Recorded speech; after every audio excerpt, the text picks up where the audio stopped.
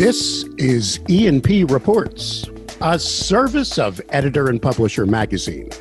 Since 1884, the authoritative voice of news publishing. And brought to you this week by Adams Print Solutions, who invites you to check and select. Check your current commercial print pricing by getting a quote from Adams, then select them as your new commercial printer. Adams Print Solutions provides cost-effective, reliable printing, ad design, pagination, fulfillment, mailing, and more from 17 production sites across the U.S. Request a quote today and get 10% off your first 3 months of new service. Adams Print Solutions, apgprint.com, or call them 608-755-9473. And greetings once again. I am Mike Blinder. I am the publisher of Editor and Publisher magazine.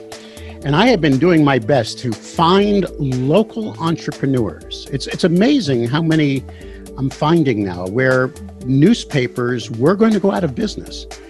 And local entrepreneurs, local businesses would team up with someone and turn it into a thriving operation. So today I'm taking you to New Mexico, halfway between Tucson and El Paso, Texas. It's on I-10. And if you ever are on I-10 in New Mexico, I want you to go to Silver City. Yes, the name Silver City is the background of this town. It was a boom town, originally mining silver. And by the way, mineral mining is still a large part of its economy. It's also right next to a huge national park, so they have tourism. And they have a guy named Nick Siebel as their publisher of this incredible 5-day-a-week newspaper. Circulation that's strong, presence in the community that's even stronger, and a future that looks really, really bright. So let's again explore local ownership, and let's do it at a small market level, as I take you now with E&P Reports to Silver City, New Mexico, as I chat with Nick Siebel, the publisher of Silver City Independent Publishing, LLC. All right, is it Nickolas or Nick, sir? Which do you prefer? Nick is fine. Well, people like me who, know you so well, I'm kidding. Nick is fine? Okay, great. Well, I am chatting with Nickolas Siebel, right? Is that how you pronounce your last name, sir? That's exactly right. Perfect. Nick Siebel, you're a newcomer to that market, right? You've only been there how many years now, working in Silver City? I've been publisher of the Daily Press almost 7 years now. Okay. So, when did what is your background prior to the Daily Press, if I may ask? Long and I grew up in Silver City, actually, which is where the Daily Press is. Silver City Daily Silver Press. City, New Mexico, right?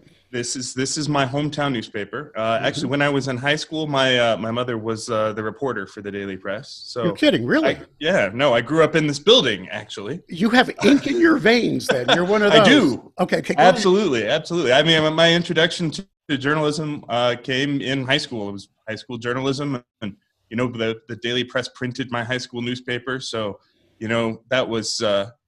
I learned how to count copy. We would type things up on a typewriter, Sure. and dummy up a paper and bring it down here, and they would typeset it for us. So, wow. Yeah, my history with the Daily Press goes way back. But after high school, I managed movie theaters, worked in broadcasting for a number of years, and got involved sort of in local volunteer work, and ended up being on the city council. In your town? In Silver City, yeah. Right. And that was when I was like 22. So I was a kid at that point. And sort of the vein that ran through all of this was that frustration with the newspaper. You love the Daily Press because it's your hometown newspaper, and of course there is another newspaper in this market. And but when you're involved in the community, you keep saying, well, man, if there was something that brought everyone together, if there was a way for the people of the community to communicate with one another that they used, the newspaper just was the center of things for me. And I remember when I was on the council, I had an office downtown, and there was a women's dress shop next door, and they had a subscription to the Daily Press. And like the highlight of my day every day was going down there because I shared their subscription. You didn't have your own. I'd visit with the old ladies at the dress shop, get all the gossip, and read what was in the Daily Press. So yeah, no, it's this newspaper, this institution has been key to key to my life, basically. Well, let's talk about Silver City then, because this town is in your blood. Silver City, how large? I mean, I know, what is the name of the county that you serve? Because that's really... Grant County. Grant County. You are between Tucson and El Paso. Am I correct, sir? Pretty much That's right. Dead center. How many hours to Tucson, which is the major city near you? If you follow the speed limit, you're looking at just under 3 hours, and it's a little less than that to El Paso. So you're pretty much remote, and you're next to a big national forest. I saw that as well, correct? And Gila National Forest, and in the middle of that's the Gila Wilderness, which is the largest contiguous wilderness area in the lower 48. So outside of Alaska, like you can go up there, go for weeks and not see another human being. All right, and I wanted to learn more about your town, so I rather than fly out there, which I'm not doing right now, I looked at Google Maps. You have a beautiful building, by the way, gorgeous building. It's incredible. It's a small. How large is the whole county, population-wise? It's just over 30,000 people in the county. The town of Silver City, which is the county seat's just over 10,000. All right. Now, industry, is it still mining? Is it still a big part of your... Still mining, yeah. You guess from the name. Right. Silver mining, of course, was what they did here initially, silver and gold. These days, mostly copper. Copper and molybdenum are what they mine.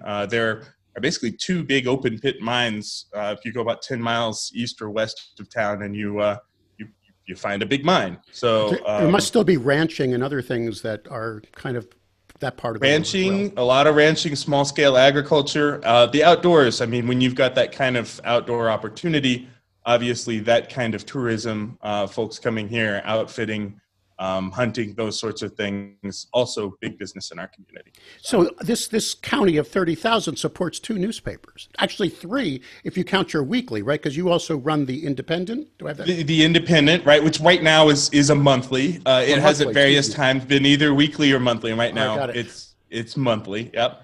And then the other paper, which is fun. They're not a daily like you. They're not 6 days a week, are they?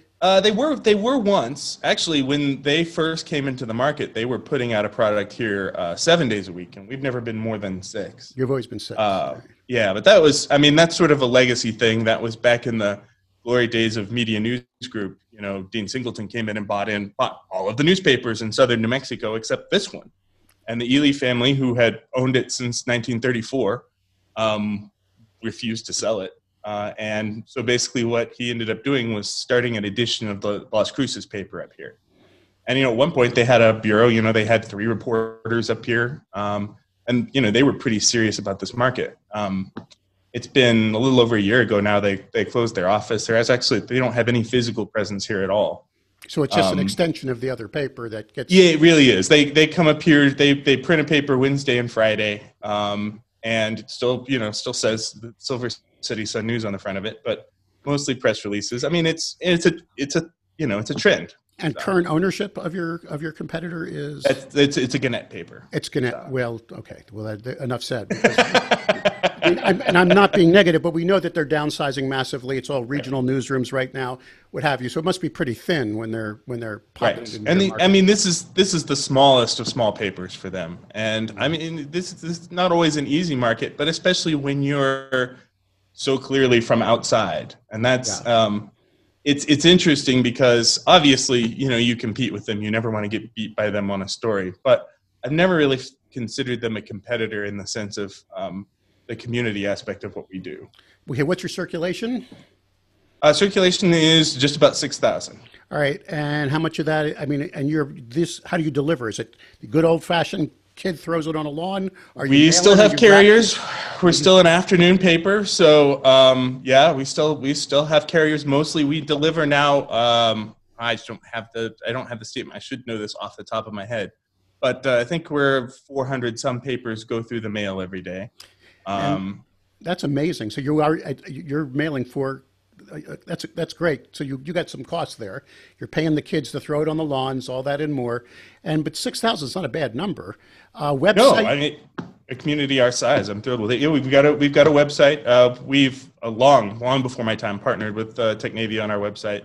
It's a real weird situation. We're actually right now. We're about to in the next few weeks move to a more traditional sort of paywalled site. I was about to ask because it was free when I went through it today, and no It's one was free, and stopping me from looking at articles. So I was just. this is the weird thing. So it's free. What you see when you go to that website, when you go to scdailypress.com, is it's sort of a WordPress front end. And so what's on that page is everything that's on our front page every day. Okay, got it. Anything that doesn't appear on the front page, you have to be a subscriber to the e-edition to see. So that's obituaries, that's sports, that's everything else that's inside the page, which is a weird thing. And it's, like I said, it predates me, but that's long the way we've run that newspaper, that site. All right, and then the Independent, it's more artsy. It's like your alternative. Exactly. And touristy. Do you throw it in all the hotels and all the place the tourists come hotels, restaurants, which obviously this year has been tough for obvious reasons. Although we do that. The RV and camping craze seems to be on a rise right now, at least what I read, because families are saying, the heck with it. We're just going to huddle together and move the family around. I've actually read about, with distance learning now, kids that are actually traveling with their families in RVs and going to local school remotely in the back of the RV when dad. Not that you're seeing those in your town, but I'm just. Well, there's a fascinating trend right now in our community. Certainly, a lot of communities like ours, because of people working remotely. There are so many people moving to Silver City in this last 9 months because people are now working from home, realize they can work from home, and they're living, in some suburb in Phoenix. And they say, if I'm going to be stuck in my house, I may as well be stuck someplace pretty. And so you get all these people from these, mid-sized cities in the region that are now looking to be in places like Silver City. So we've really transitioned the Independent, which I wish I had one. I don't have one right at hand. But we've basically changed that a little bit. There's a real estate section in the back of it, so it has two covers. If you flip it, one side is real estate, one side is the Independent, and that's been successful for us. And real estate's on the rise. Then home values must be rising. Home values are going through the roof. For a guy that doesn't own a house yet, it's a little scary, but it's 7 years is you should wait a little bit longer. Right. And take your time. I mean, why invest in the community if you aren't sure you're going to stay? Sarcasm. I hope you don't mind. All right, so let me ask you then. School system acceptable? Because I'm in Florida, and no one goes to public. You pay for private. But you got a good school system, quality of life, beautiful place. I want to live now in a 3-2 good neighborhood. Give me a yard. Give me great school nearby. What am I spending money on for that puppy right now? Oh gosh, right now you're probably looking at a couple $100,000. You're kidding. That is around here. Yeah. That here in Tampa Bay would get you a shack. That's amazing. I know, and it seems, I'm old enough to remember when it was difficult. Like a house that was more than $100,000 in this community was a palatial. No, I remember. I'm 63, my friend. I remember gas at 29 cents. So we can go way back right now. All right, so let's now talk about you're part of a series I'm doing lately where I'm finding these newspapers that should have been big news that are community owned. And it's more and more of that's happening right now because local leaders are saying, wait a second, I want to keep this paper alive. So it was 2014 when the family that had you since 1935, right? This is a family. I read the history. They basically just told the town, and was it April of 2014? They simply said, "We're going out. We're shutting it down because it wasn't profitable in 2014, right? It wasn't making any money. They didn't even bother to try to find a buyer.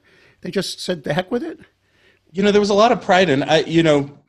I talked about growing up here and sort of the frustration. Why isn't the newspaper like this? Why don't they do this? Why don't they do that? And it's like anything else. Once you're in that chair, suddenly you have a whole lot more empathy for the person who was there before you. You understand a lot of things. I got E&P now. 1884. Why is it? Oh my God! Paper postage. People. Go ahead. I get it. Right.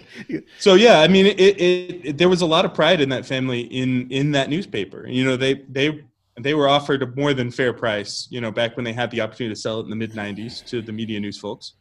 And they chose not to do that, and so they really held on. But there was some illness in the family, and there was a whole lot of debt, and there were a whole lot of sort of legacy costs. The newspaper was a full AP member, which was $17,000 a year that they were paying for that.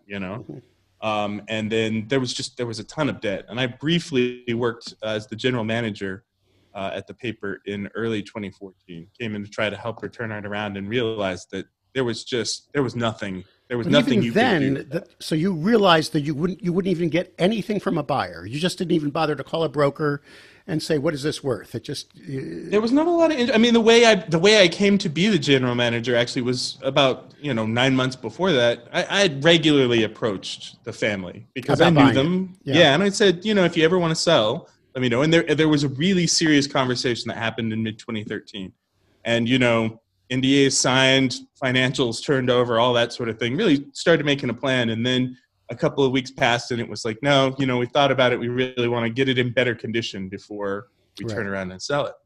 I don't think there's any way that could have happened. I mean, you could have hired the best publisher in the world, and it was so deeply in that hole.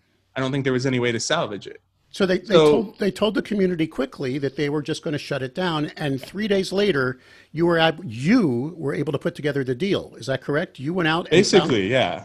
I mean, and one of my good buddies is a CPA, and he was invaluable in that. He must have gotten sick of seeing my name come up on his phone that weekend because I just called him over and over again. Like, what if we do this? What if I offer that? What if we structure it this way? I couldn't have pulled it off without him.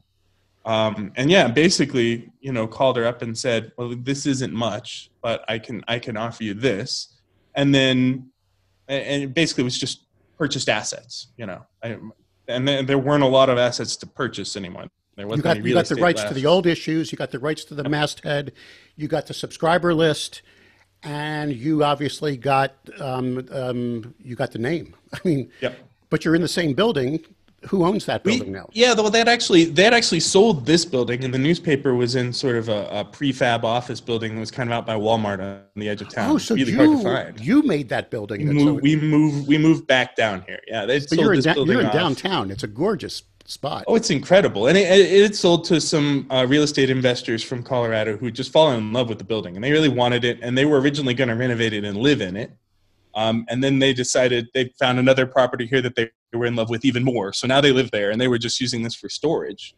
And I approached them and I said, would you consider? And they said, we can't think of anything else we'd rather do with that building.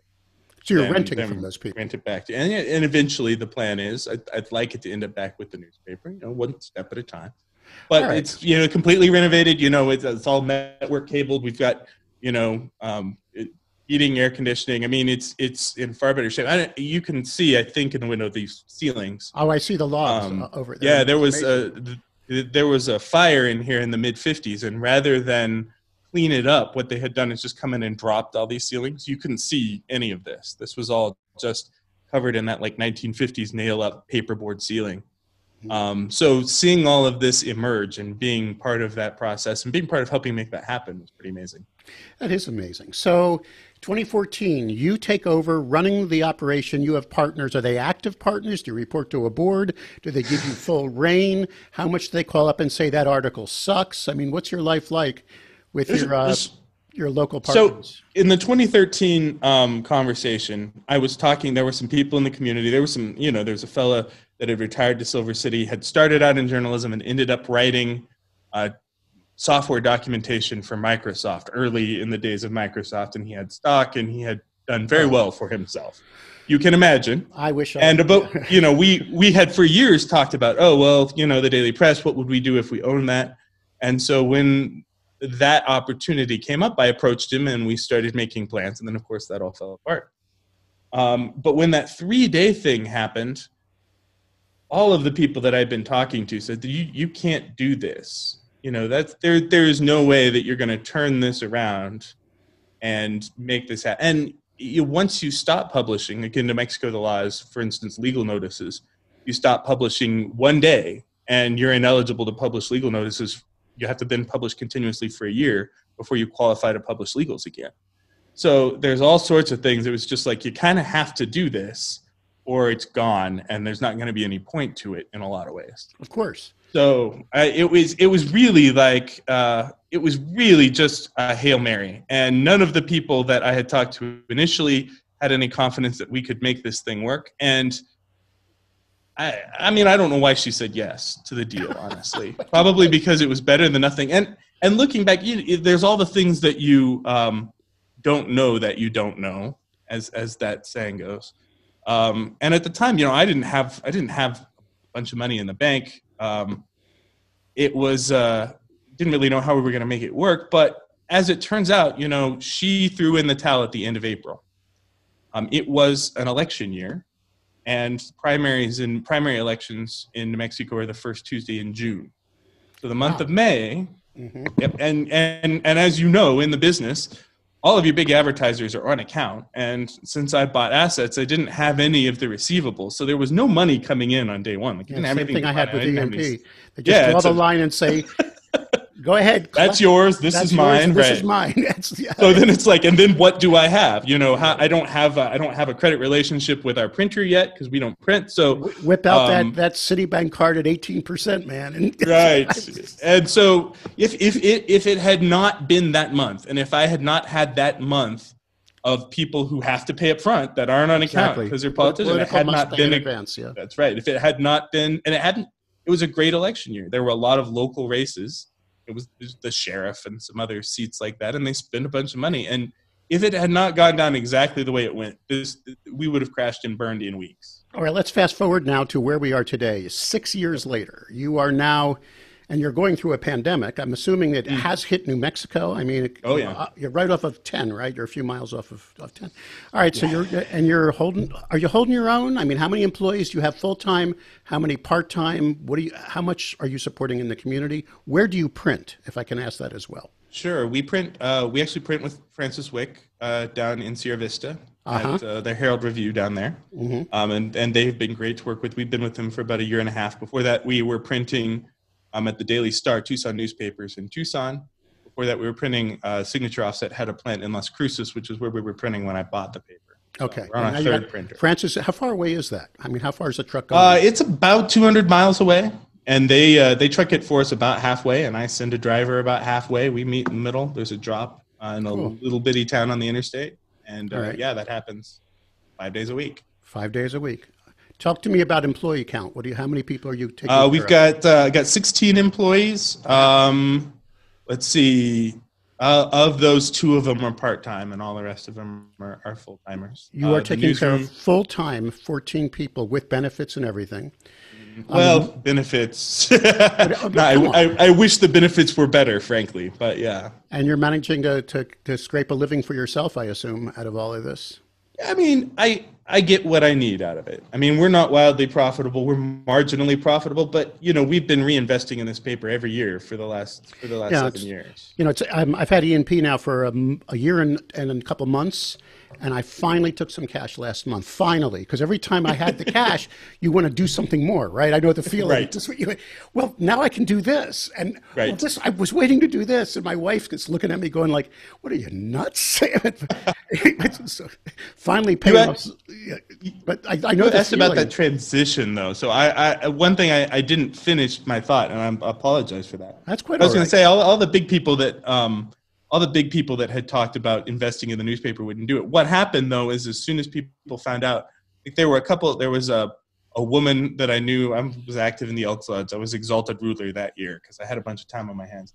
And there was one of the old boys on the board of trustees said, well, what can I do? And he, wrote me a $5,000 check. And, another lady wrote me a $10,000 check. My best friend from college wrote me a check for $2,500. I mean, these aren't the kind of investments where anyone had, no one could tell you what to do. No one's going to say, I'm going to these pull were my investments, not gifts, right? These were investments. And right. Since we've paid all of them back since then. Good for you.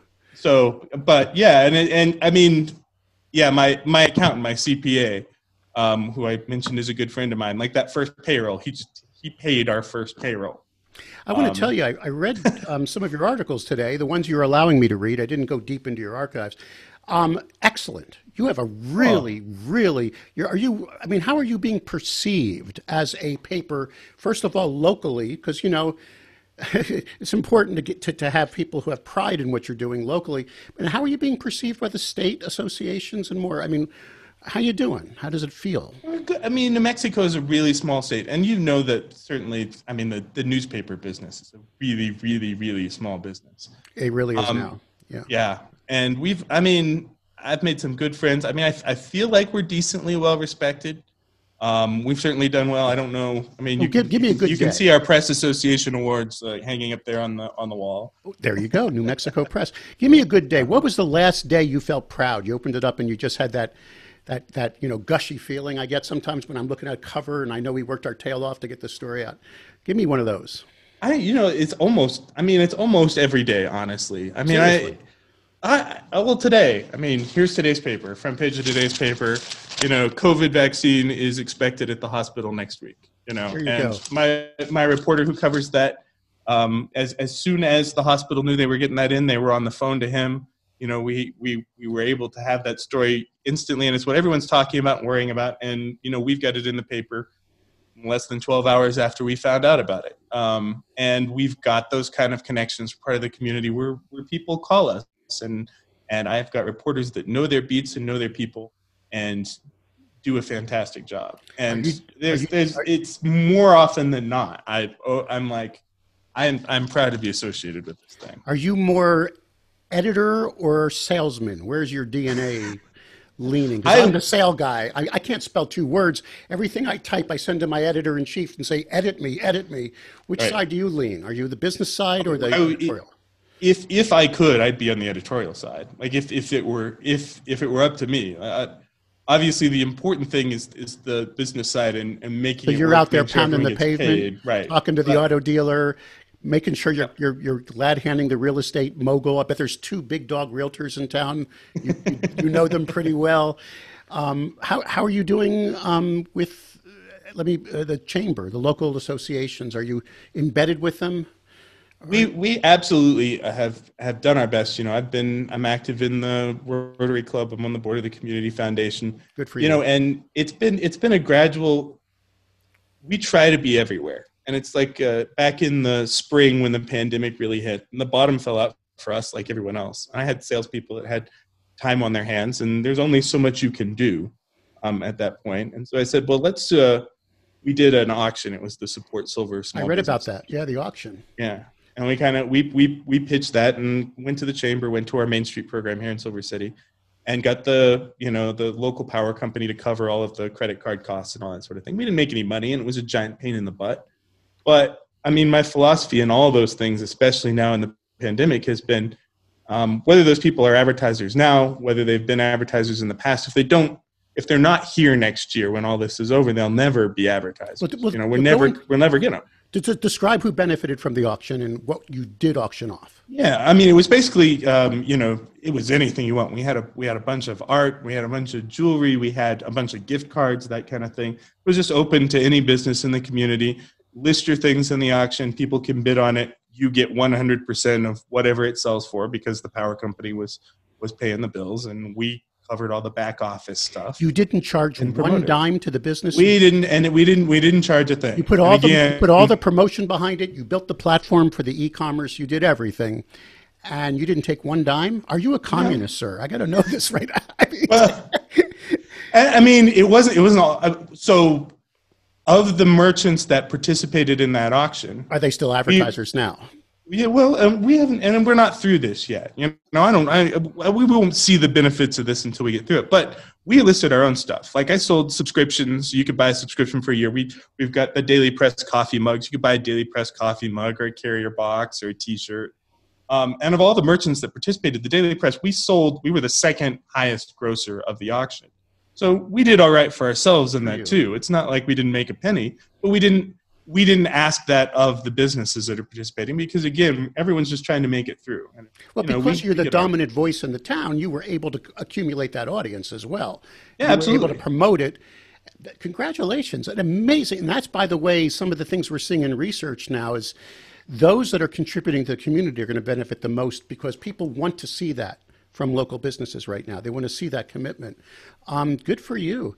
And we had a call. The chamber director called me this week. He writes a column for the paper every week. He said, I'm sending you my column. I want to see, can we do the auction again for the holidays? So we're talking about that again, but this time they came to us and said, can we do this again? So, again, who knows what's going to happen in the future? Who knows if any of us will be here? But while we're here, while we have the opportunity, we need to take advantage of what we do, which is, communicate to our larger community, and we've got to stick together and get through. I would say so. My final question is the future. Do you see yourself as a media mogul? Is there a market nearby where you may try to save another newspaper and bring it under your wing and get your investors to expand a bit? Or are you just so isolated where you are in Silver City that that's all you need right now? I mean, do you see yourself taking over another county in the days and months and years to come? You never know what's going to happen. The industry is changing so much so quickly. But there are communities around us. Certainly, one of the close communities, they've got a little weekly paper. Their publisher is fantastic. If she ever came to me and said, "I'm tired and I want to retire," would it make sense for us to pick that up? There's potential that would make sense. And I've said, "What are you going to do?" We've had those conversations. It's not something I'm actively looking at, but if it makes sense, sure. One of the things about being a little paper like this, up against, the Gannett's of the world and those sorts of things is, you talked about those 16 employees. We have to, other than printing, we have to do everything here. All of our accounting and bookkeeping and right, so in a lot of ways, if it's a market that has similarities, we've got some resources that we could certainly leverage there. That would make sense. You could run the other edition right with yours over at Francis's place, and have that same driver pick it up. There's a lot of scale. There's a lot to be said for scale. And I've been watching this. 2 other podcasts I've done with local entrepreneurs like yourself who have investors. I've watched them expand. And what they're doing is slowly, but only when the mix is right and their team can work within it. And they can take that brand and extend it into nearby markets. Anyway, it's the Silver City Independent Publishing Company. And you put the independent back in the title, didn't you? It was out for a while. I know there's a whole history. There was an independent, you know how it all is. But now you have that clear on your masthead. Silver City Independent Publishing. 2 a monthly now, which is we call our alternative. Right. 5 days a week, you're out there, you're plugging away. And your name is Nick Siebel. Nick, if someone wants to call you or stop by or visit, they want to see your operation. I'm hoping you'll be able to spread the news and let people tour. People drop by all the time. It's wonderful. My mom actually runs the classifieds desk up front. So most of the time when you come in, she'll be the first person that you see. Your mom. And there's nothing that she loves more than giving tours of the building. When we did the renovation, there's a mural on the ceiling of the lobby because you can't have a good newspaper building without a mural. So she'll tell you all about the symbolism of the mural, and she loves that much more than she loves dealing with classifieds. Do me a favor, when we're done with this broadcast, and I know you're a busy guy, can you take a picture of that mural on your phone and just shove it over to me or send it to me so we can share it? Because, sure. Half of our audience is audio anyway, and the other half's watching on YouTube. Maybe I could shove it on the page. Nick, what is your email address if someone wants to get more information? It's Nick@SC, as in Silver City, dailypress.com. And the phone number here, if you want to call, 575-388-1576. Silver City, New Mexico. It's got to be a beautiful place. If you're going to be going through I-10 in the months and years to come, I suggest you go a little bit north, stop by and visit Nick. And Nick, congratulations on your success. And more importantly, stay well, please, because I think the industry needs more local entrepreneurs like you to serve a town. And we'll check in with you in the months to come and see how things are going. That's okay. Yeah, thank you so much, Mike. My pleasure.